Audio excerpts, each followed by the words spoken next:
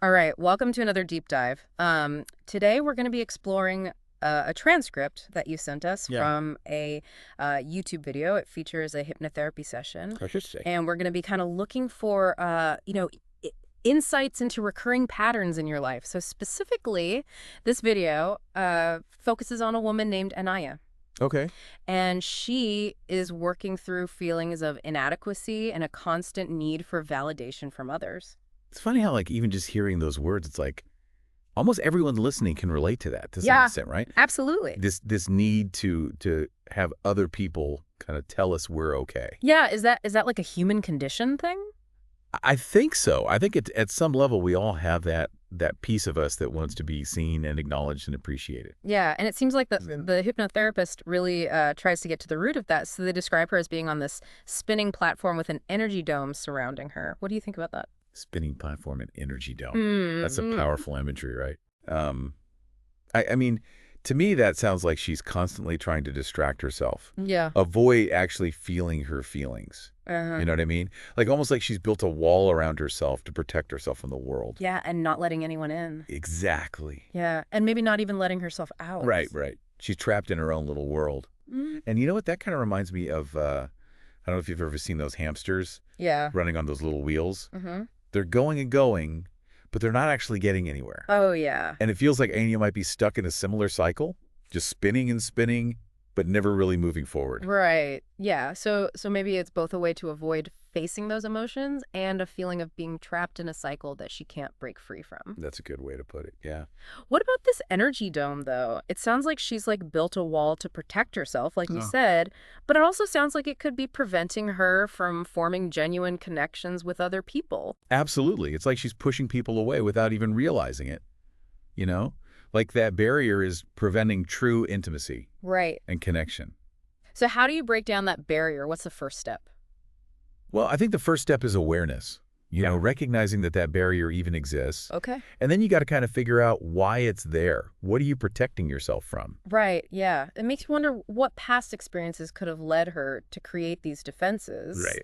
Well, it turns out the hypnotherapist helps Ania uncover a past life experience that sheds light on the origins of these patterns. Okay, so we're going into past lives now. Yeah, and this is where it gets really, interesting. I love past life stuff. Tell me more. So she's regressed back to a time of widespread disease, maybe the plague or cholera, and she's just a toddler when she witnesses the devastating loss of her entire family. Wow, that's intense. Yeah, and the scene described in the transcript is like so heartbreaking. They talk about people wearing damp cloths over their faces and bodies, being carried away on makeshift biers to be burned. It just paints this picture of communal trauma. Yeah, a collective experience of fear and loss and just devastation. Yeah, exactly.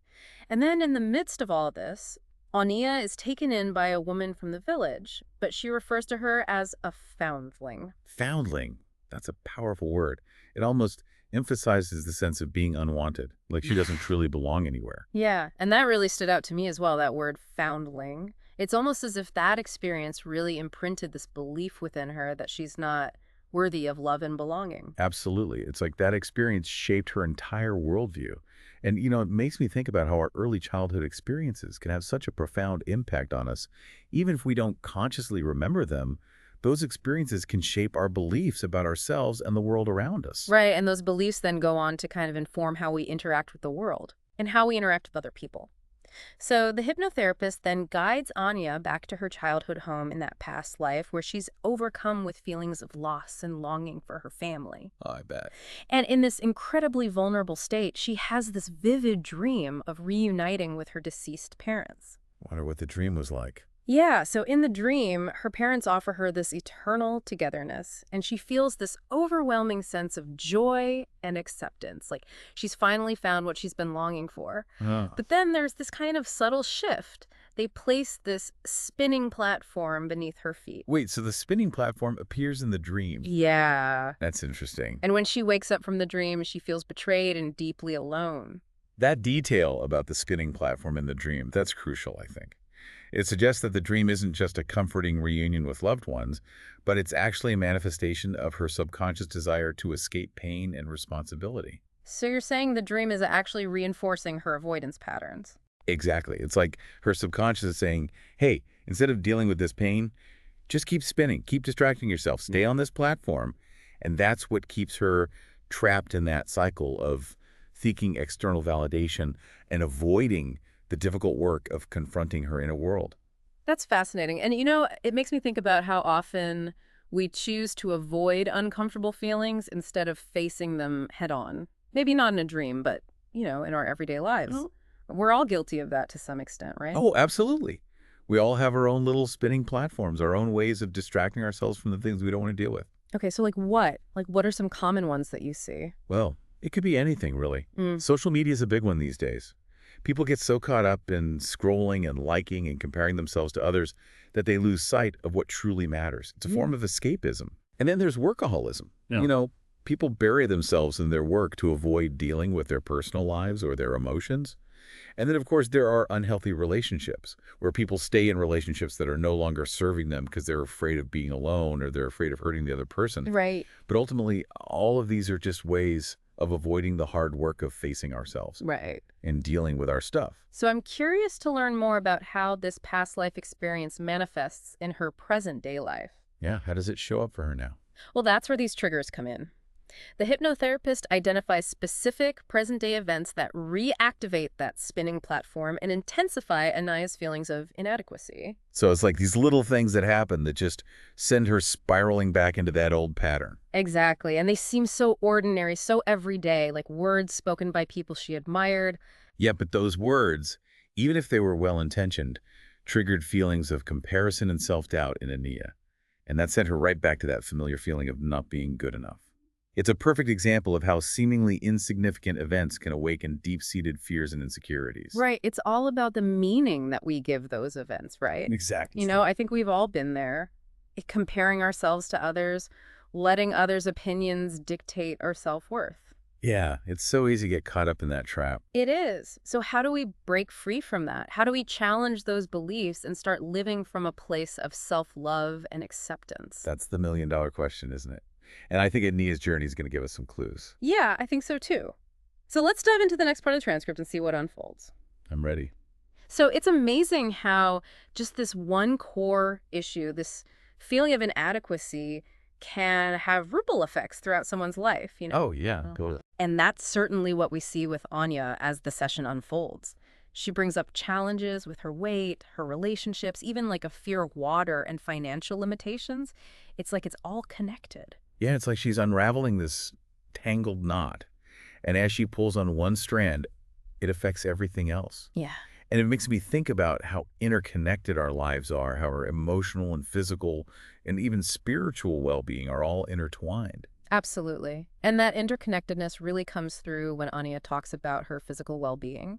She mentions sudden weight gain and a loss of sexual desire that both happened around the same time. Ah, it's really interesting. Yeah. It raises the question, could those physical changes be a manifestation of her emotional state? Yeah, like is there a connection there? Yeah, when we deny ourselves love and acceptance, could it create imbalances that impact our physical health? That's a good question. What do you think?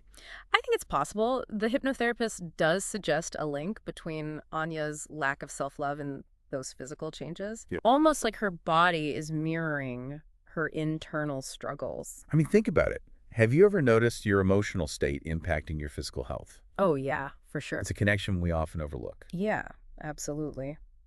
Now, moving on to relationships, it seems Ania is experiencing some strain in her closest connections. She describes a complicated relationship with her daughter and grandson, Okay. where she absorbs their emotions very intensely, particularly their anger and disappointment. Oh, that sounds so draining. Yeah. Like she's carrying the weight of their emotions on top of her own. Yeah, exactly. It's like she doesn't have any boundaries. Right. It makes me think about energetic boundaries. Or Yeah. the lack thereof. And the hypnotherapist actually draws a connection to that pivotal past life experience, Oh, wow. suggesting that the loss of her family in that lifetime could have created a subconscious pattern of trying to fulfill other people's needs. Oh, to her own detriment. Even at the expense of her own, yeah. That's fascinating. It suggests that past life trauma might not just be a collection of memories, but could actually influence our present-day behavior in ways we don't even realize. It makes you wonder how much of our current struggles are rooted in experiences that we might not even consciously remember. That is a mind-blowing It thing there, is. yeah. It is. But let's move on to Ania's marriage because it seems that's another area where she's experiencing a sense of disconnection. She describes her husband as having created his own world separate from hers. Oh, that's sad. It That is. sounds lonely. It does. There's like this real lack of emotional intimacy and vulnerability between them. The hypnotherapist's advice is simple but profound to start with small acts of affection, Like what? like a touch or a kiss, Oh, just yeah. like little things. Sometimes those small gestures can be so powerful, you know? Yeah. They can shift the entire dynamic of a relationship. Right. It's like a little spark that can reignite the connection. Right. Speaking of connections, there's also that incident where Ania had an energy clearing session with a friend, and it Oh. left her feeling drained and disoriented for days. It doesn't sound like it was a positive experience. It's a good reminder that not all healing modalities or practitioners are created equal. Right. You know, we need to be discerning about who we work with and be mindful of the energetic exchange that takes place during any kind of healing work. Yeah.